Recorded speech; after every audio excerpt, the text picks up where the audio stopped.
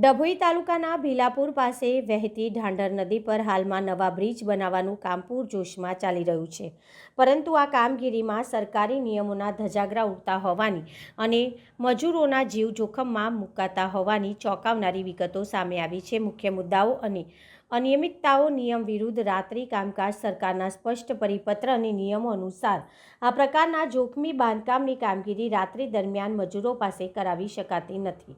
તેમ છતાં અહીં રાત્રિના અંધકારમાં મોટા પાયે કામ ચલાવવામાં આવી રહ્યું છે। સલામતીના સાધનોનો અભાવ। સૌથી ગંભીર બાબત તો એ છે કે આશરે 30 ફૂટની ઊંચાઈ પર કામ કરતા શ્રમિકો પાસે હેલ્મેટ, સેફ્ટી બેલ્ટ કે અન્ય કોઈપણ સુરક્ષાના સાધનો નથી। જો કોઈ દુર્ઘટના ઘટે અથવા કોઈ મજૂર નીચે પડે તો તેની જવાબદારી કોની? અધિકારીઓ અને કોન્ટ્રાક્ટરની ગેરહાજરી।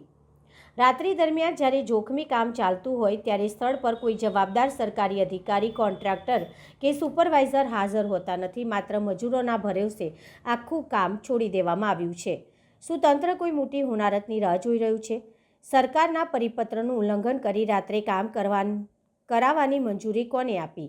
કોન્ટ્રાક્ટર દ્વારા મજૂરોની સુરક્ષા રાખવામાં આવતી આ લાલિયાવાડી સામે તંત્ર લાલ આંખ ક્યારે કરશે? સ્થાનિક અને જાગૃત નાગરિકોની માંગ છે કે ઉચ્ચ અધિકારીઓ આ સ્થળની ઓચિંતી મુલાકાત લે અને નિયમ વિરુદ્ધ કામ કરતા કોન્ટ્રાક્ટર વિરુદ્ધ કડક શિક્ષાત્મક પગલાં ભરે।